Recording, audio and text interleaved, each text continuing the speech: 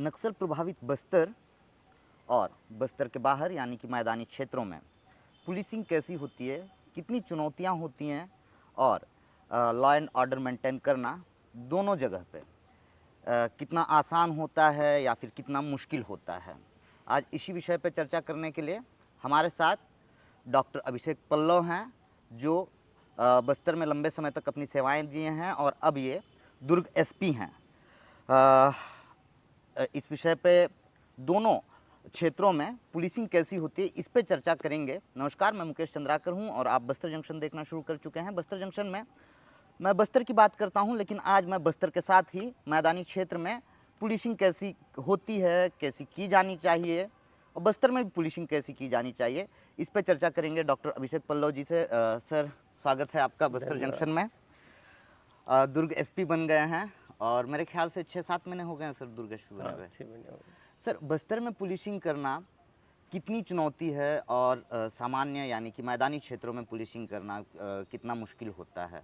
दोनों में काफ़ी अंतर है, क्योंकि बस्तर जो है वो स्पेशलाइज पुलिसिंग है एंटी नक्सल ऑपरेशंस का। तो वहाँ नक्सल स्ट्रक्चर को समझना, जानना, नीचे तक कर्मचारियों के साथ संपर्क साधना, लोकल लोगों में सूचना संकलन करना, लोकल भाषा का नॉलेज गेन करना, लोकल टेरेन का जो पास में घटनाएं हुई हैं उसको जानना और कहीं ना कहीं चीज़ों को समझ के इफ़ेक्टिव ऑपरेशन करना, जनता का विश्वास जीतना, उनके साथ संपर्क साधना, लोकल लोगों को रिक्रूट करना निश्चित रूप से चैलेंजिंग रहता है। और क्योंकि बस्तर जो है नक्सलवाद का हब है, तो वहाँ पर अधिकारी 1 से 1.5 साल होने के बाद ही वो ज़मीनी चीज़ों पे पकड़ बना पाता है।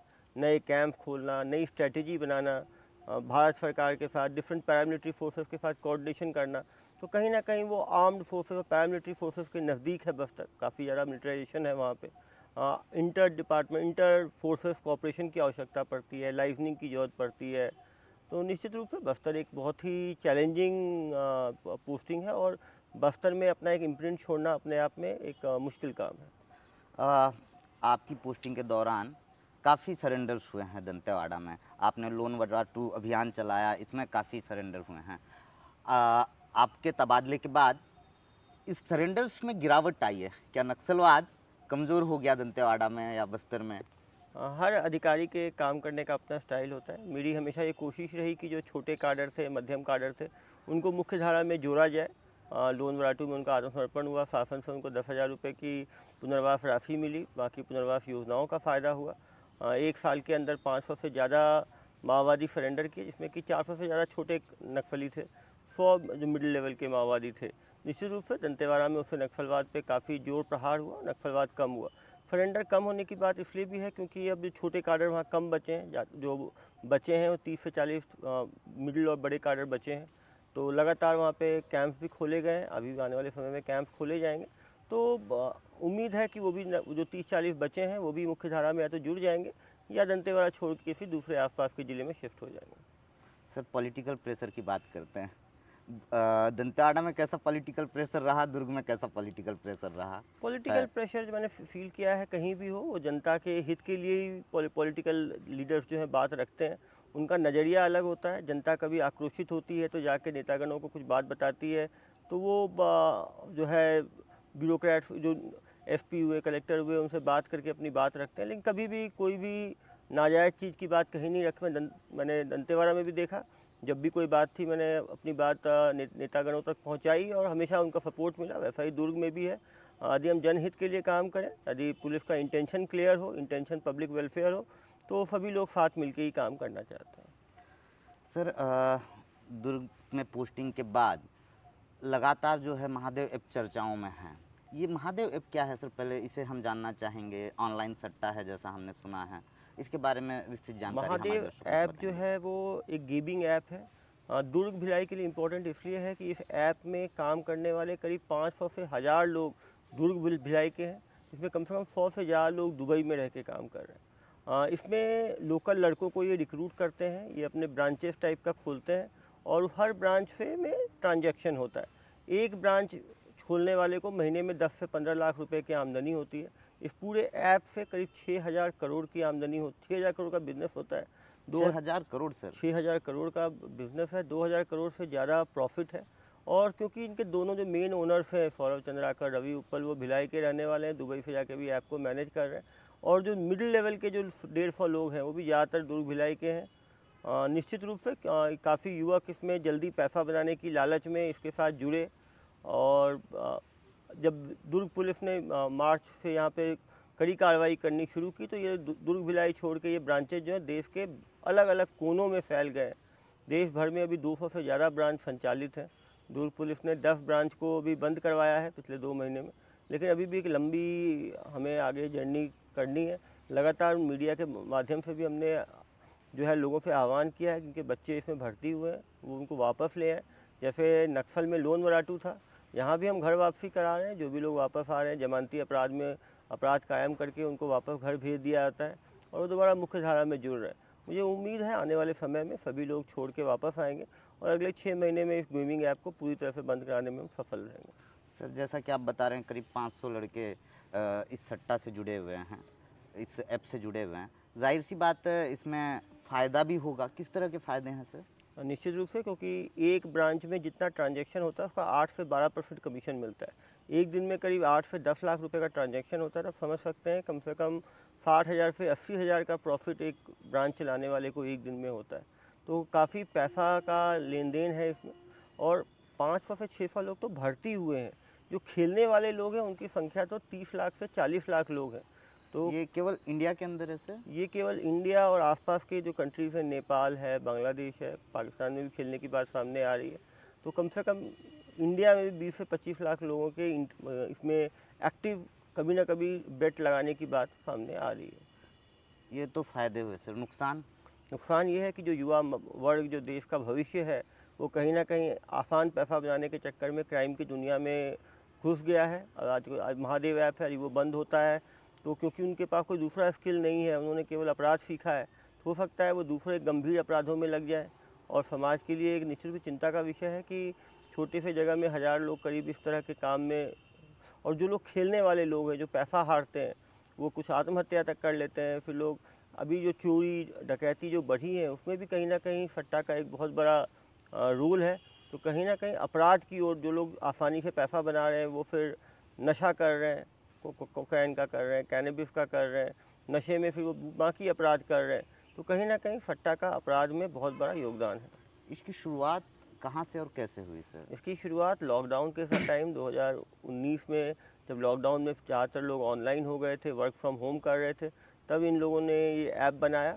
और क्योंकि उस टाइम सभी लोग घर में रहते थे तो लत लग गई, लोगों को एडिक्शन लग गया। उस टाइम जो IPL हुआ, बाकी स्पोर्ट्स इवेंट्स हुए, उसमें लगातार ये multi level marketing concept use करके लोगों को प्रोत्साहित करके बेट्स लगवाते थे और उसकी आदी बना देते थे। तो कहीं ना कहीं ये ऑनलाइन गेम एडिक्शन टाइप की चीज़ें हो गई और इसको इनके सोशल मिलियू ने प्रमोट किया।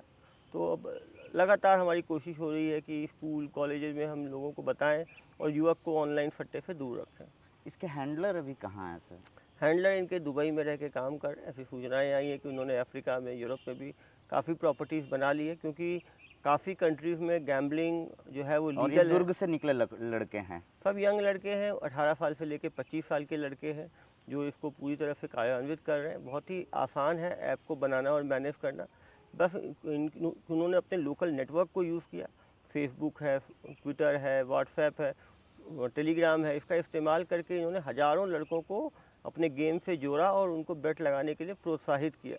तो इनका जो man to man networking model है उसको इस्तेमाल करके इन्होंने बहुत ज़्यादा लोगों को ऑनलाइन सट्टा के गिरफ्त में कर लिया। पिछले कुछ समय में आप लगातार कार्रवाइयाँ कर रहे हैं, लगाम कैसे लग पाएगा सर?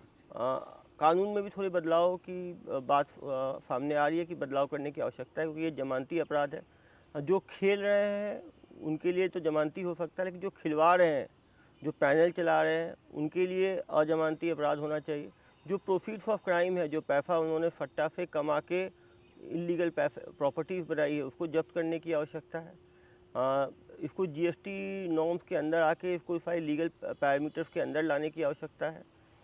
जो लोग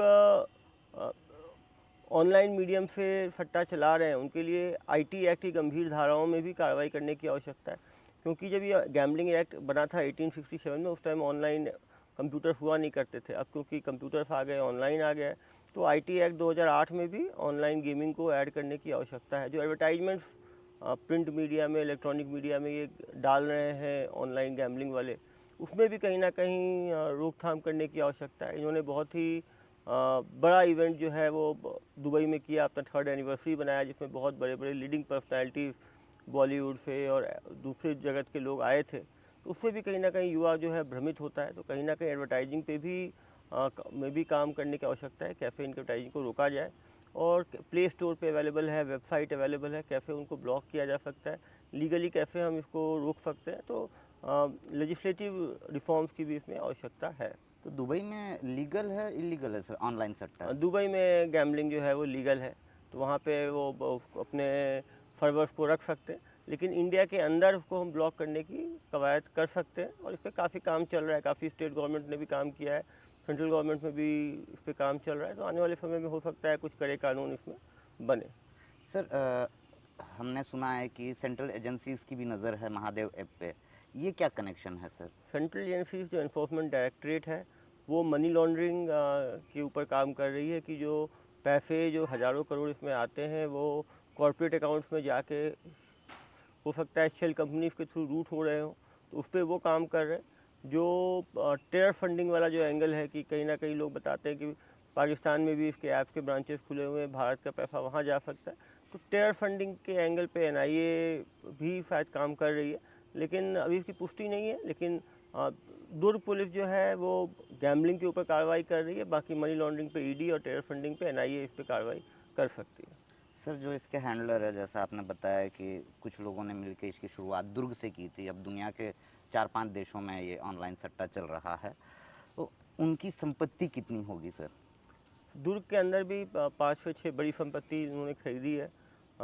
बात सामने आई है कि बड़ी बड़ी संपत्तियां इन्होंने खरीदी है।